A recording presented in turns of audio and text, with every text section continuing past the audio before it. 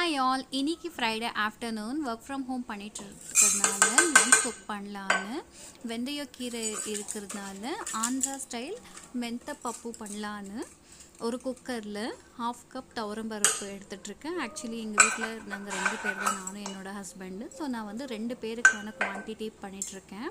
1/2 cup துவரம்பருப்பு. So அது நல்லா வாஷ் பண்ணிக்கலாம். 2 to 3 டைம்ஸ் நல்லா வாஷ் பண்ணிக்கலாம். இந்த ரெசிபி வந்து இட்லி, தோசை, களி, white rice, jeera rice, ghee rice எல்லாத்துக்குமே சூப்பராக இருக்கும். எங்கள் வீட்டில் இது ரொம்ப ஃபேவரட்டான டிஷ் இது. ஸோ எப்போல்லாம் எனக்கு ஒர்க் ஃப்ரம் ஹோம் ஆப்ஷன் இருக்கும், ஸோ அப்போ தான் நான் கொஞ்சம் டைம் எடுத்து குக் பண்ணி சாப்பிட்ற மாதிரி இருக்கும். ஒர்க் ஃப்ரம் ஆஃபீஸ் இருந்தால் மார்னிங் 7:15க்கு நான் கிளம்பிடுவேன், ஈவினிங் 7 தான் வருவேன். ஸோ யூஸ்வலி அப்போ பிரேக்ஃபாஸ்ட் பண்ணிவிட்டு என் ஹஸ்பண்ட்க்கு லைக் சப்பாத்தி, தோசை தான் பண்ணிட்டு போவேன். ஸோ 1 ஸ்பூன் சீரகம், ஒரு 10 பல் பூண்டு. நம்ம எவ்வளோ ஆட் பண்ணுறோமோ அவ்வளோ டேஸ்ட்டாக இருக்கும் இந்த ரெசிபி.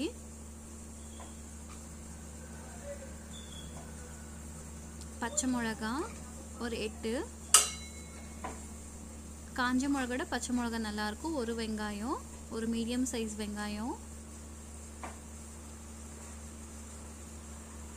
ஒரு தக்காளி, ஒரு பெரிய சைஸ் தக்காளி, நல்ல பழுத்த தக்காளி இருந்தால் நல்லாயிருக்கும். ஸோ இது வந்து வெந்தயக்கீரை நான் ஒரு 6 to 7 டைம்ஸ் நல்லா வாஷ் பண்ணி எடுத்திருக்கேன். ஸோ ஒரு கைப்பிடி வெந்தயக்கீரை. நீங்கள் இதே ரெசிபி பாலக்கீரையில் கூட பண்ணி பாருங்கள், ரொம்ப ரொம்ப ரொம்ப சூப்பராக இருக்கும்.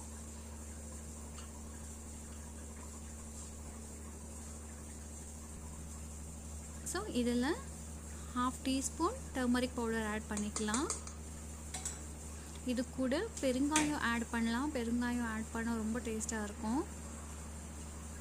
ஸோ பெருங்காய பொடி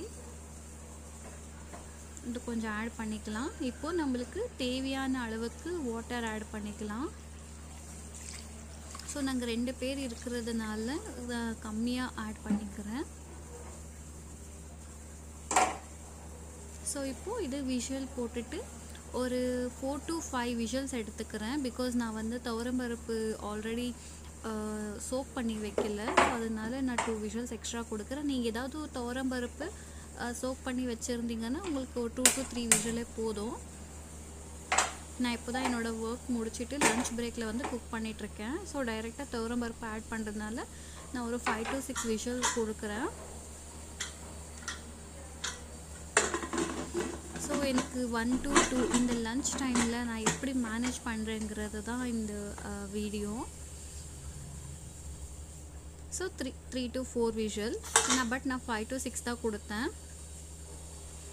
நெக்ஸ்ட்டு இது விஷுவல் வர்றதுக்குள்ளே நெக்ஸ்ட்டு கொஞ்சம் சாமான இருந்தது. ஸோ இந்த சாமானெல்லாம் இப்போது கழுவி வச்சுட்டு போகிறேன். பிகாஸ் நான் அகெயின் 2 o'clock லாகின் பண்ணணும். ஸோ நான் 1 to 2க்குள்ளே நான் எல்லாமே முடிச்சிடணும். பிகாஸ் அதுக்கப்புறம் ஈவினிங் 6-7 o'clock வரைக்கும் கண்டினியூஸாக ஒர்க் இருக்கும். ஸோ நான் சாமானெல்லாம் கழுவி முடிச்சுட்டேன். ஸோ தட் எனக்கும் பர்டன் இருக்காது.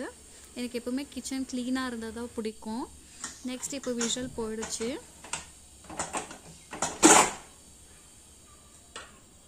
இது 2 பேருக்கான குவான்டிட்டியில் தான் நான் குக் பண்ணியிருக்கேன். பிகாஸ் நிறைய குக் பண்ணால் வேஸ்ட் ஆகிடும். நாங்கள் யூஸ்வலி ரைஸ் ரொம்ப ரேராக தான் சாப்பிடுவோம், லைக் வீக்லி ஒன்ஸ் தான். ஸோ ரைஸ் பண்ணுற அன்றைக்கி நான் இந்த மாதிரி பண்ணிப்பேன்.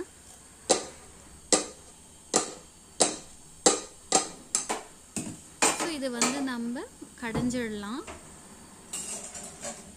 என்கிட்ட கடையிறது இல்லை, அதுவும் இல்லாமல் எனக்கு கடையிறதுல சரியாக கடைய தெரியாது.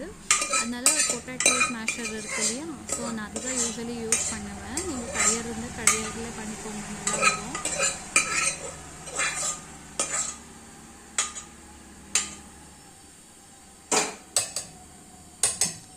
ரொம்ப சுடாக இருக்குது. ஸோ இதுக்கு தேவையான அளவுக்கு கல்லுப்பு ஆட் பண்ணிக்கலாம். நான் இப்போவே உப்பு தேவையான அளவுக்கு உப்பு ஆட் பண்ணிடுறேன். நான் வந்து கல்லுப்பு தான் யூஸ் பண்ணுவேன் மோஸ்ட்லி சாம்பாருக்கெல்லாம். பொரியலுக்கு மட்டும் நான் பொடி உப்பு யூஸ் பண்ணுவேன், பிகாஸ் எனக்கு அவ்வளோவா அளவு தெரியாது. ஸோ எனக்கு கடிய தெரியாதுன்றதுக்காக நான் வந்து ஸ்மாஷர் யூஸ் பண்ணிகிட்ருக்கேன்.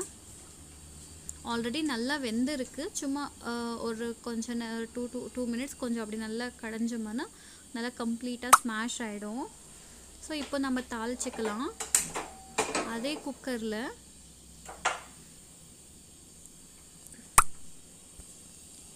எண்ணெய் ஊற்றிக்கிறேன்.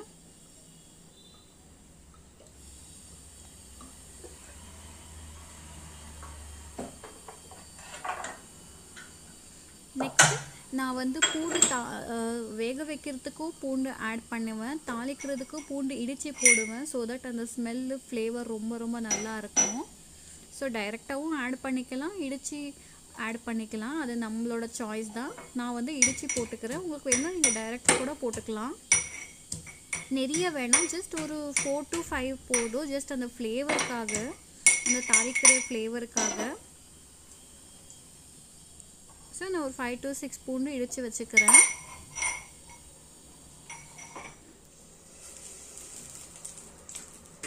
எண்ணெய் காயட்டும். மீன்வைல்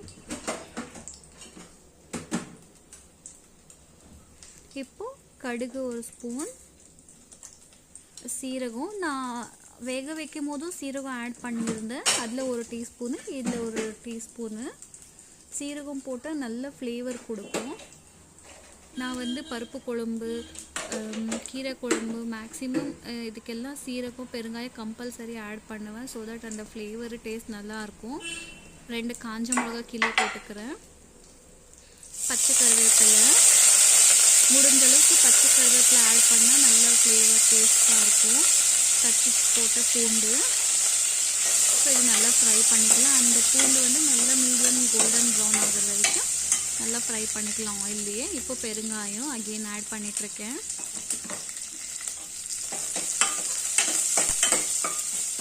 ஸோ நல்லா ஃப்ரை பண்ணிக்கலாம். நான் வந்து இன்றைக்கி ரைஸ் பண்ணலை, பிகாஸ் என் ஹஸ்பண்ட் அவுட் சைடு சாப்பிட்டுக்கிறேன்னு சொல்லிட்டாரு, அவர் ஒர்க் பிஸினால. ஸோ நான் வந்து இது தோசைக்கு சாப்பிட போகிறேன். இதனால சாம்பார் பண்ணால் மட்டும் போதும். ஸோ நல்லா ஃப்ரை பண்ணிக்கலாம்.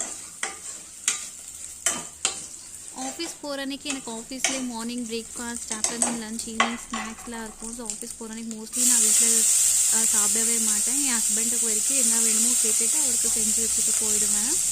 எப்போ எனக்கு ஒர்க் ஃப்ரம் ஹோம் ஒரு வீக்கெண்ட்ஸ் இருக்கோ அப்போ தான் எனக்கு ஏதாவது சாப்பிடணும்னு தோணுச்சுன்னா அந்த மாதிரி சமைச்சுவேன். ஸோ ஒர்க் ஃப்ரம் ஹோம் இருக்கிறப்போ கூட லைக் 1 hour தான் டைம் கிடைக்கும் மோஸ்ட்லி. ஸோ அதுக்குள்ளே ஆஃப்டர்நூன் சமையல் முடிச்சிடணும், இல்லை சின்ன சின்ன வீட்டு வேலை ஏதாவது இருந்தால் அதை முடிச்சிடணும். ஸோ இப்படி தான் என்னோடய working plus house wife routine போயிட்டுருக்கு.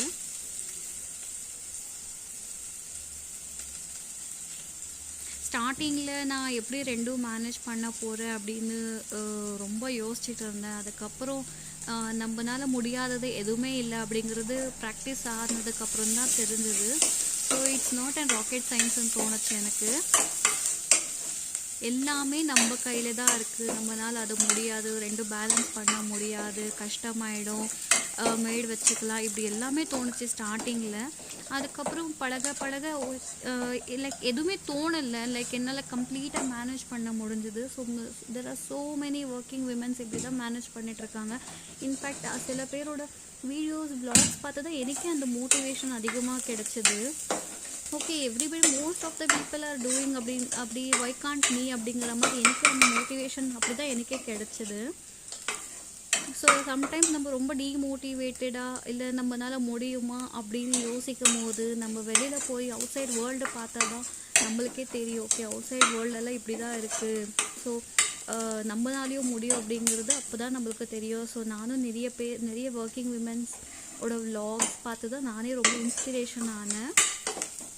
ஸோ இது நல்லா ஃப்ரை ஆகிட்டுருக்கு. ஆனியன்ஸ்லாம் நல்லா கோல்டன் ப்ரௌன் ஆகட்டும். இப்போது நம்ம இதை கலந்து வச்சுருக்கோம் இல்லையா, ஸோ இதை வந்து ஆட் பண்ணிக்கலாம்.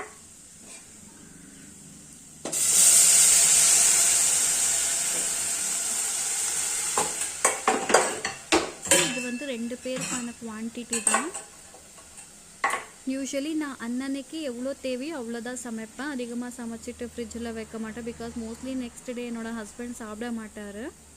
ஸோ அதனால் கொஞ்சம் கொஞ்சமாக குவான்டிட்டி பண்ணுறதை கற்றுக்கிட்டேன். நான் அம்மா வீட்டில் இருக்கும்போது சமைக்கவே மாட்டேன். ஆஸ் யூஷுவல் எவ்ரி கேர்ள்ஸ் மாதிரி தான். ஸோ நான் வந்து பிஜியில் இருந்தேன் ஒர்க்கில். நான் சாஃப்ட்வேர் இன்ஜினியர். ஸோ 4 years தான் நான் பிஜியில் இருந்தேன். அப்போது வந்து பிஜிலே சாப்பாடு இருக்கும். மோஸ்ட்லி நான் எதுவுமே சமைக்காமல் தான் இருந்தேன். இப்போ தான் கற்றுட்ருக்கேன். சமையல் எனக்கு யூஸ்வலி நல்லா தெரியும். பட் இந்த குக் பண்ணுறது நிறைய பண்ணலை. நான் கோவிட் டைம்ஸில் பண்ணியிருந்தேன். என்னோடய வீடியோஸ் நீங்கள் பழைய வீடியோஸ்க்கெல்லாம் பார்த்தீங்கன்னா உங்களுக்கு தெரியும். அதுக்கப்புறம் ஒரு பிரேக் கிடச்சிது. மறுபடியும் இந்த ஒர்க் பிரேக் கிடச்சிது. அதுக்கப்புறம் இப்போ கல்யாணம் ஆனதுக்கப்புறம் இப்போ மறுபடியும் கண்டினியூ பண்ணிகிட்ருக்கேன். எனக்கு இந்த வீடியோ எடுக்கிறதுனால, இந்த யூடியூப் போடுறதுனால எனக்கு ஒரு ரிலாக்ஸேஷன் கிடைக்கிது. ஸோ 5 days கம்ப்ளீட்டாக ஒர்க் ப்ரெஷரில் இருப்பேன். ஸோ இந்த மாதிரி வீடியோ எடுக்கிறது, அந்த வீடியோ எடிட் பண்ணுறது, வீடியோ போடுறது அப்படின்னு பண்ணுறதுனால எனக்கு ஒரு நல்ல ரிலாக்ஸேஷன் கிடைக்கிது. அதுவும் இல்லாமல் என்னோடய ரெசிபீஸ் உங்கள்கிட்ட ஷேர் பண்ணிக்கணும்னு ஒரு இன்டராக்ஷன், அந்த ஷேர் பண்ணிக்கிற ஒரு ஆசை. ஸோ இது எல்லாத்தினால தான் நான் மறுபடியும் பிரேக் எடுத்து டிஸ்கண்டினியூ பண்ணி மறுபடியும் கண்டினியூ பண்ணிகிட்ருக்கேன். ஜஸ்ட் எப்போவாச்சும் ஃப்ரீயாக இருக்கும்போது நம்ம என்ன சமைக்கிறோமோ அதை ஷேர் பண்ணலான்றதுக்காக நான் ஷேர் பண்ணிகிட்ருக்கேன். இந்த ரெசிபி நிஜமாகவே ரொம்ப ரொம்ப நல்லா இருக்கும். நீங்களும் ட்ரை பண்ணி பாருங்கள். நான் சொன்ன மாதிரி ரைஸுக்கு ரொம்ப நல்லா இருக்கும். கீ ரைஸு, ஜீரா ரைஸ்க்கெல்லாம் சூப்பராக இருக்கும். இன்ஃபேக்ட் இட்லி தோசைக்கு கூட ரொம்ப ரொம்ப சூப்பராக இருக்கும். லாஸ்ட்டில் ஒரு ஸ்பூன் நெய் ஆட் பண்ணிக்கோங்க. நல்ல சலசலன்னு கொதிக்குது. பார்க்கவே எவ்வளோ டெம்டிங்காக இருக்குல்ல.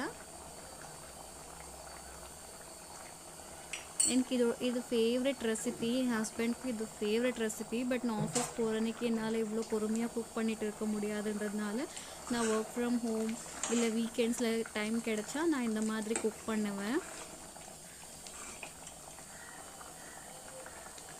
ஸோ நல்லா கொதிச்சிட்ருக்கு. இது ஃபார் அபவுட் நல்லா 5 minutes கொதிக்கட்டும். பிகாஸ் கொஞ்சம் நிறைய தண்ணி ஆட் பண்ணியிருந்தேன் ஸ்டார்டிங்கில். அது கொஞ்சமாக வற்றி வர வரைக்கும் நல்லா கொதிக்கட்டும். ஏன்னா எனக்கு சாம்பார் குவான்டிட்டி கம்மியாக இருக்கணும். இதை ட்ரை பண்ணி பாருங்கள். உங்களுக்கு பிடிச்சிருந்தா இந்த ரெசிபி உங்களுக்கு பிடிச்சிருந்தா கமெண்ட் பண்ணுங்கள். இதே மாதிரி ஏதாவது உங்களுக்கு ரெசிபி வேணும்னா கமெண்ட்டில் சொல்லுங்கள். நான் ட்ரை பண்ணி ஆட் பண்ணுறேன்.